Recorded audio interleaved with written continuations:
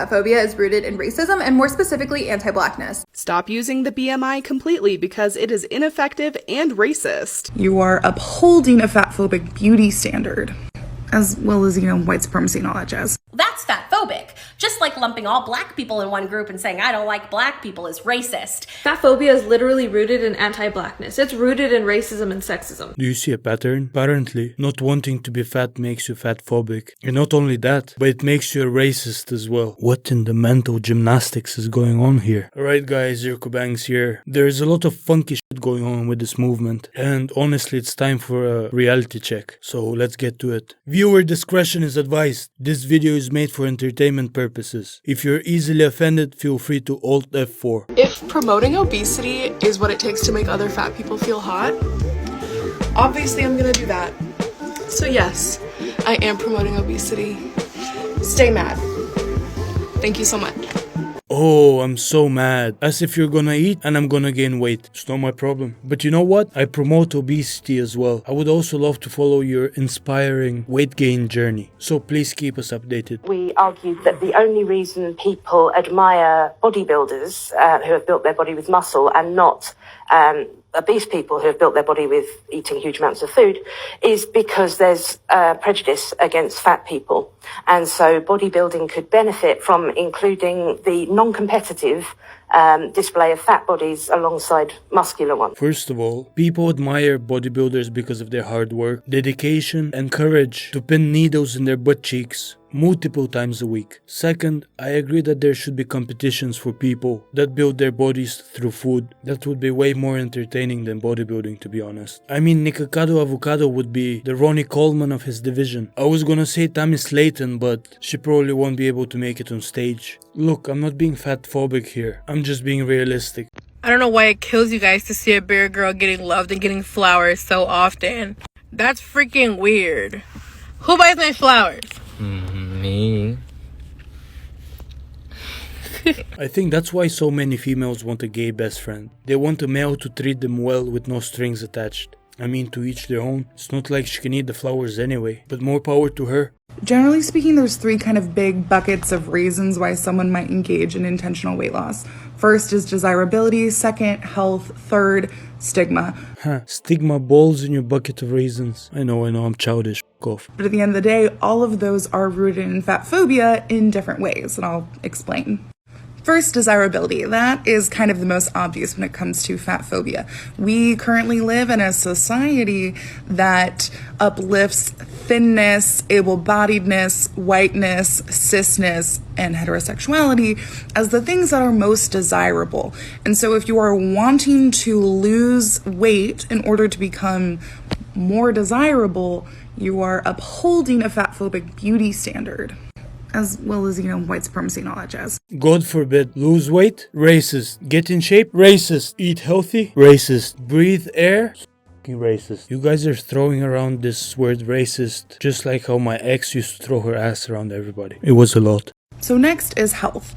What we know is that weight is not a good indicator of someone's health, and also your health is not an indicator of your worth. Well, it sure is an indicator. I'll just say one thing though, malnutrition. Look it up. You can have health and body related goals for yourself that are not about fat phobia and not about weight loss. So let me give you an example. You might decide that you have a goal of hiking a particular mountain in your area. Now, you would be engaging in different types of movement in order to achieve that goal. You may or may not lose weight in doing that. And in fact, there's lots of fat mountaineers and hikers. Yeah. But it's really important that if you still go through with intentional weight loss, that you don't sacrifice fat liberation politics, because otherwise it's still just fat phobia, even if you're doing it for your mental health and accessibility. Even if you're doing it for your mental health and accessibility, you can't win with these people, can you? If they had the power to drag you through McDonald's and force feed you chicken nuggets, they would, just in case you were trying to lose weight. I found out as a fact that if you are skinnier, you do get treated better. This is 100% true, and thin people will try to gaslight you and say that you're making it up. Wait a minute, what if I told you that generally good-looking people are treated way better than everybody else, regardless of their weight? If you're unattractive, whether you're fat or skinny, it won't make a difference. Hell, even being too skinny will make you unattractive, make your face sink in. Now people are calling you a crackhead. You know what? Why don't we just start an ugly acceptance movement for a change? It will benefit far more people than just the pudgies. Skinny is not synonyms of healthy. I am 26 and fat is not synonymous of unhealthy. I'm 26 and I exercise daily. I have normal blood pressure and cholesterol. Who knew, right? Oh please, normal blood pressure and cholesterol. I smoke cigarettes and I don't have cancer, so cigarettes must be healthy. Get the fuck out of here, shut up. And let me put it out there, 80% of the fitness results are made in the kitchen. You could work out 7 days a week, but if you're eating 10,000 calories a day, you're still gonna be overweight, and you might as well do nothing. But you could also do nothing and eat a balanced diet and still have a normal BMI. Hey, bestie! You're wrong. I think it's time for another adult pre-K lesson. What do you think? All right, turn your listening ears on. Zoop, catch a bubble in your mouth. Oh, does she think she's quirky? Oh, I don't know if she's intentionally being annoying, but that's one way to be unlikable. Good job. Okay, here's the thing. Having a preference is something like, I'm looking for a partner who likes kayaking, or wakes up early in the morning, or loves pizza. But when your preferences exclude an entire group of marginalized people, that's problematic. Okay, that's not nice. That's not a preference.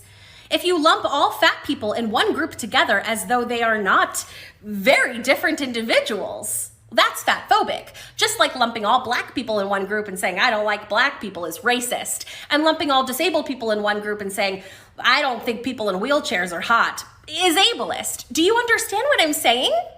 But when your preferences exclude an entire group of marginalized people, that's problematic. Okay, that's not nice. That's not a preference. Say what? You know what really grinds my gears? When people keep posting Lizzo on my timeline, praising how sexy and healthy she is, and God forbid I disagree, as if I'm supposed to change my preferences because some random on the internet said so. I'm not trying to bone somebody that's built like SpongeBob. And I know, some people gonna say, well, she wouldn't let you bone anyway. And thank God for that. I wouldn't want to make any mistakes when I get drunk, you know what I mean? So thank God. Look, I know I'm not the best looking guy on earth either. Many people probably don't find me attractive. But you know what? I also don't give a fuck. I don't go around making videos about IrkoBangz acceptance or IrkoPhobia. Get the fuck out of here. Fellow fat people, what's something that you do that you're pretty sure really pisses off thin people?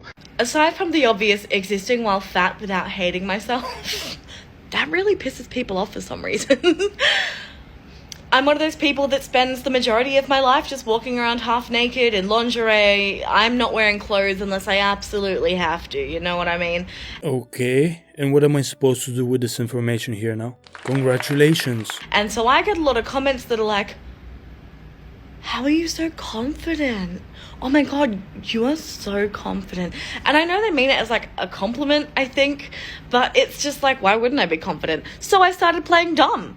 And asking them that, going, wait, why does that make me confident?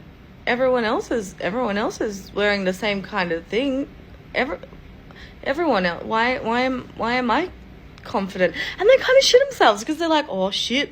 Oh, gotta admit this was fat phobia. Whoops. You know, there's a fine line between being confident and cocky, but let's get down to the definitions. Confidence, feeling sure of yourself and your abilities, not in an arrogant way, but in a realistic, secure way. Confidence isn't about feeling superior to others, it's a quiet inner knowledge that you're capable. Now let's see cocky. Cocky, someone who is so confident and sure of their abilities that they annoy other people. Now, regardless of how you look or what your weight is, if you're cocky and I get annoyed by it, I can assure you that I will find a way to burst your bubble. And then you can go cry discrimination. If you want to be a great ally to fat people, here are some things you can do. When you go to the doctor, encourage them to do the following things. Eliminate any weight or BMI cutoff policies. Stop using the BMI completely because it is ineffective and racist. You know what? At this point, as soon as an obese person walks into the doctor's office, the doctor should say, you're fine, you're healthy, just go home. Just in case you know, so the doctor doesn't come off as a racist.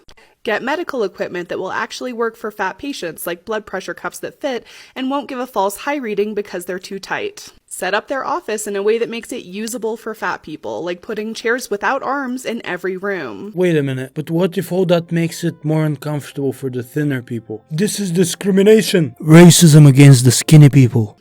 When you go to a clothing store, tell them to expand their size range. It does not matter what their size range currently is. Tell them to expand it. If you work in education, get in touch with the health and PE departments. Ask them if they have anything in their curriculum that involves students weighing themselves, counting calories, or using the BMI in any capacity. If they do, educate them on how all of these practices lead to eating disorders and ask them to stop. Like and follow for part 2. Since when did physical education class lead to eating disorders? Jesus Christ, I don't know what to say anymore. If anything, it was during recess when you would get a chance to go to the cafeteria.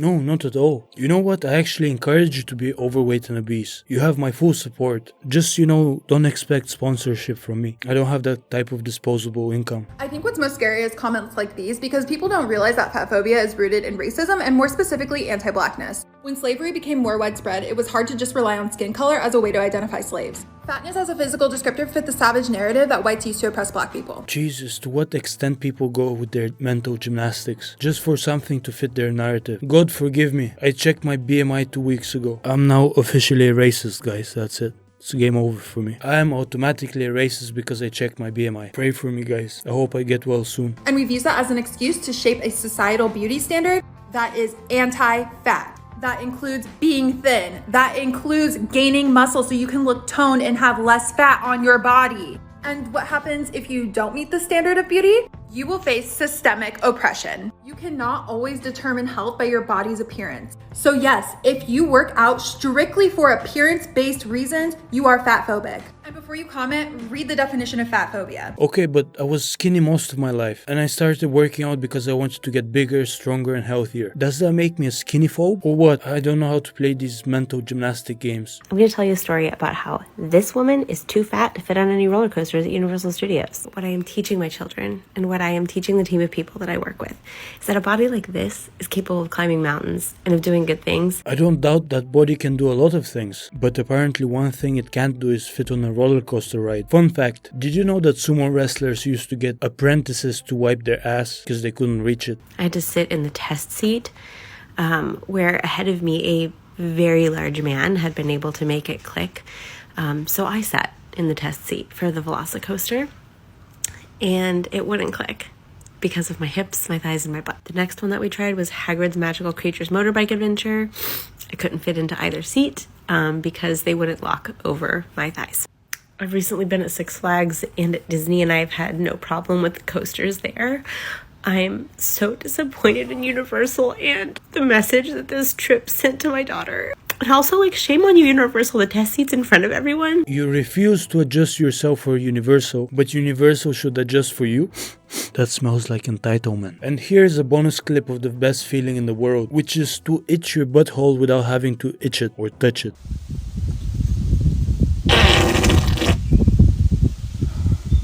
Not only did she scratch the itch, but she recolored her underwear. 2 for 1. Look guys, loving your body is fine, but don't shove it down people's throats and expect nobody to voice their opinion. Even fitness guys that post pictures get shit for it. Everyone starts screaming, steroids, steroids, needles and pills, GH. Same shit, different body. I don't understand. What do people want? Do you want us to say well done on your weight gain journey? I mean, it isn't that hard just to eat a lot, is it? Obviously not. How many obese people do you know that are over the age of 90? Maybe Santa, but then again, he's not real. You know what? Just do whatever you want to do, but don't come here telling me it's not bad and it's not unhealthy. I love thick and curvy females, don't get me wrong, but coming with that over-the-top cockiness will definitely get your feelings hurt. Alright guys, if you want to support your favorite foreigner, just drop a like and a comment. You don't have to subscribe if you don't want to. I'm actually a nice guy, I'm not gonna lie. You guys just get to see the bad side of me, no hard feelings. IrkoBangz, goodbye.